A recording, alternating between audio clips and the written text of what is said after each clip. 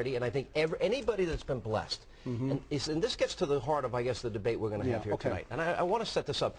Look, Fortune magazine, and I don't know what your net worth is. You're a multimillionaire, correct?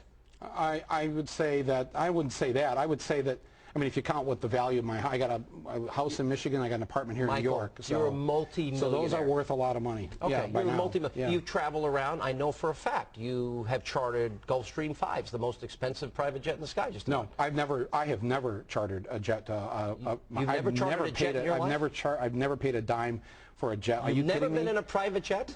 The studio, as you know, when they send you out on a tour, they sometimes will send you around. Right, because I was at a tarmac and somebody pointed out and said, "That's Michael Moore's jet" one night. Well, and I tried to wait for you. You know, because I got a jet. No. They said they didn't say it was yours, but you had chartered. Right. But you're a multi-millionaire. Let me go over the numbers. I'm not a multi-millionaire. I have done well. Obviously, my 3 of the top 6 documentaries of all time grossing are made by me. So 300 million according to Fortune magazine. Well, not for me. That the studio gets that. Yes, okay, gross. Yes, but yeah, and then all right, 200 million alone for Fahrenheit 9/11. Yeah, not for me. Yes, for the studio. Not all for you. But not all. Not according to reports, you got 21 million from Disney to direct. Let's just establish that I do well. So what's your point? Well, my point is this, Michael, because I don't have a problem. You seem to want to trash capitalism in this movie.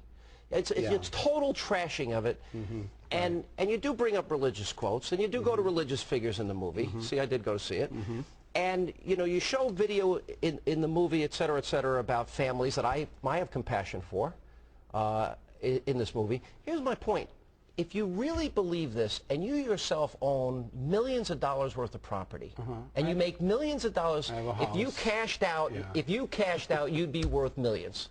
You don't even want to admit it. No, I just admitted it. I just said that. Millions. You're a millionaire. I didn't. I said that I have a house in Michigan. I have an apartment here. But you're so stuck on this. I know it upsets you. It doesn't. Why you keep bringing it up? Because my point is that if the capitalist system allowed you to get here. No, it didn't. Yes, it did. You think the capitalist system just opened the door up for me and allowed me to do this? Well, let me give you an example.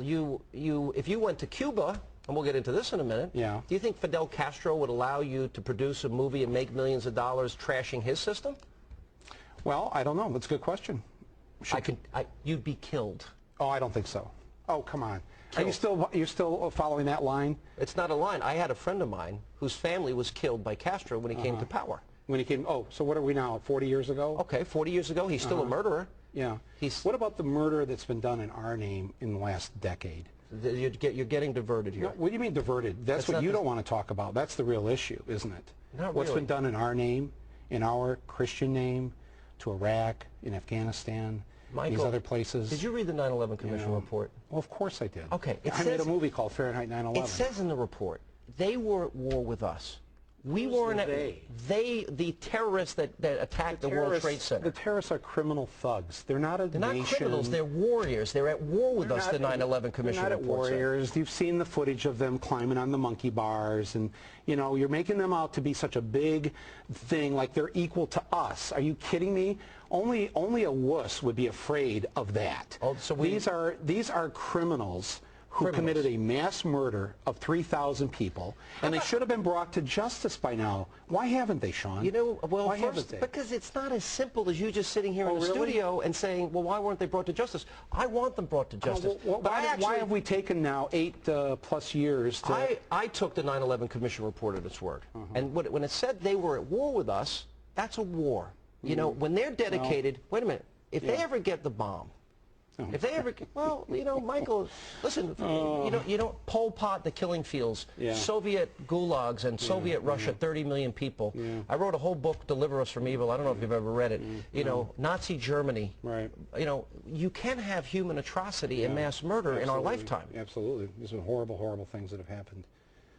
So your point is... My point is obvious. So if we don't treat it as a war... Why then we, in this great country, this great free country, this great democracy, why do we invade another country that did nothing to us? It's not as simple as that. That wasn't a threat. It's a simplistic. You're giving a simplistic analysis. Well, there weren't weapons of mass destruction. Well, none that we saw, none that we found. Oh, Sean, no, come on. Well, wait a minute. You're not into conspiracy theories, are you? No, I'm not, but I do believe this. if we got it wrong, Bill Clinton got it wrong. Hillary Clinton got it wrong. Bill Clinton got a lot wrong. The Israelis got it wrong. Yeah. The Soviets got it wrong. Every major power got it wrong. Actually, by the time that, as you know, most of those countries were trying to warn us, and even our own intelligence people were trying to tell us that we were going down the wrong road. But they were told to say this, to say that, and you know, this is all going to come out. You know, eventually there will, soon I hope there'll be trials within the Obama administration. I hope the Justice Department. You really want to go down that road? Oh, absolutely. Are you kidding? If we don't go down that road, we will go down the road again of invading another country in the future if we don't take care of the people that caused this horrible, horrible crime.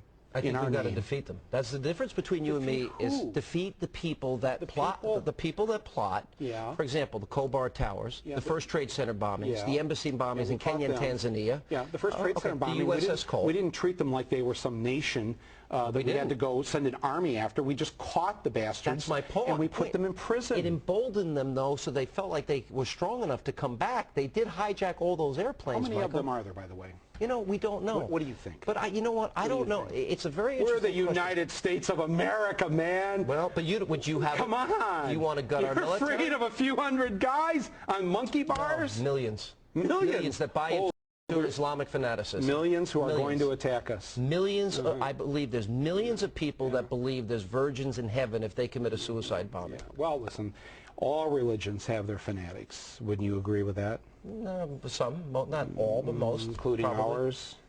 Are you one? I'm a religious fanatic.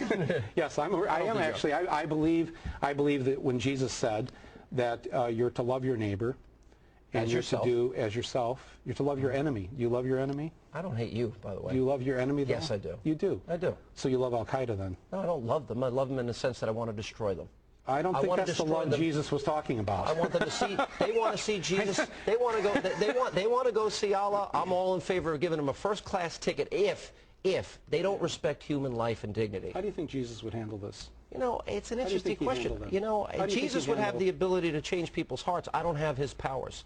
I wish I did. You're on TV every night at 9 o'clock. I have all that power, Michael. Well, you do. I mean, you are on TV every night at 9 o'clock. And you watch every night, I hope. Well, not every night, but I do watch, and you haven't changed my heart. And coming up, my interview with Michael Moore continues, including his thoughts on Jimmy Carter, Ronald Reagan, and much, much more. And Dana Priest.